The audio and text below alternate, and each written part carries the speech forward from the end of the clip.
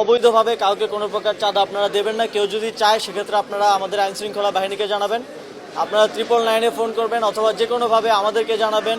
5ই আগস্টের পরে নিরাপত্তা পরিস্থিতি ক্রমাগতভাবে যথেষ্ট উন্নতি ঘটেছে। তবে এরকম ঘটনা প্রায়শই বিভিন্ন জায়গায় ঘটছে, বিশেষ করে চাঁদাবাজি, দখলদারিত্বকে কেন্দ্র করে আপনারা সেটা দেখেছেন। এখানে বিভিন্ন রাজনৈতিক দল ছাড়াও বিভিন্ন মাফিয়া গ্রুপ, স্থানীয় বিভিন্ন চাঁদাবাজ গ্রুপের ইনভলভমেন্ট আছে। তো এইখানে যেই ঘটনাটা ঘটেছে সেটার বিষয়ে আমাদের আজকে আইনশৃঙ্খলা বিষয়ক একটা মিটিং ছিল, সেখানেও কথা হয়েছে এবং ইতিমধ্যেই একজনকে গ্রেফতার করা হয়েছে এবং নির্দেশনা দেওয়া হয়েছে যারা এর সাথে জড়িত সকলকে গ্রেফতার করার জন্য। আমরা 5ই জুলাইয়ের গণঅভ্যুত্থান পরবর্তী বাংলাদেশে কোনো ধরনের চাঁদাবাজি এবং দখলদারিত্ব যেন না থাকে।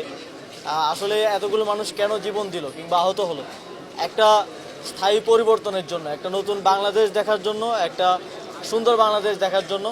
তো আগের যে ইভিল প্র্যাকটিসগুলো ছিল সেগুলো থেকে আমরা বের হয়ে আসতে চাই। আমরা চাই যে বাংলাদেশের প্রত্যেকটি সেক্টরে চাঁদাবাজি মুক্ত, দখলদারি মুক্তভাবে যেন চলতে পারে, একটা সুন্দর প্র্যাকটিস যেন গড়ে ওঠে।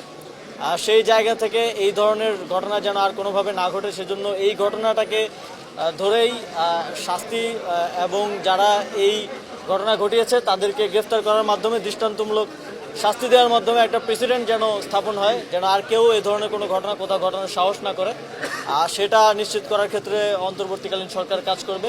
হামলার মতো ঘটনা ঘটানো হয়েছে, আমরা বাংলাদেশের সকল ব্যবসায়ীদেরকে এটা নিশ্চিত করতে চাই যে এই ধরনের অবৈধভাবে কাউকে কোনো প্রকার চাঁদা আপনারা দেবেন না। কেউ যদি চায় সেক্ষেত্রে আপনারা আমাদের আইন শৃঙ্খলা বাহিনীকে জানাবেন, আপনারা 999-এ ফোন করবেন অথবা যে কোনোভাবে আমাদেরকে জানাবেন।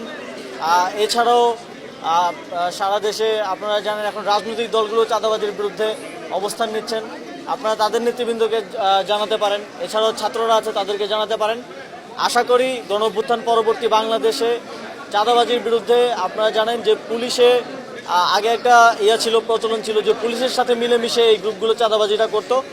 এখন পুলিশকে আমরা সর্বতভাবে এর থেকে বিরত রাখার চেষ্টা করছি এবং যে কোনো জায়গায় এ ধরনের কোনো অভিযোগ কিংবা ন্যূনতম প্রমাণ পাওয়া গেলেই সেখানকার কর্মকর্তার বিরুদ্ধে ব্যবস্থা নেওয়া হচ্ছে। প্রশাসক বা মেয়র নেই, প্রশাসক আমরা সরকারি কর্মকর্তাদেরকে দিয়ে চালাচ্ছি। আমরা খুব দ্রুতই সিটি কর্পোরেশনগুলোতে একদম স্থায়ী দায়িত্বে কাউকে নিয়োজিত করার কথা ভাবছি। খুব দ্রুতই আপনারা সেটা দেখতে পাবেন। আশা করি স্থায়ী নিয়োগটা হয়ে গেলে এই যে অনিয়মগুলো হচ্ছে বা বিভিন্ন অভিযোগ আছে সেগুলোর সমাধান হবে এবং আপনাদের কাছে সুনির্দিষ্ট তথ্য প্রমাণ সহকারে যদি কোনো অভিযোগ থাকে সেটা আমাদেরকে জানাবেন। মন্ত্রণালয়ের পক্ষ থেকে আমরা যথাযথ ব্যবস্থা নেব।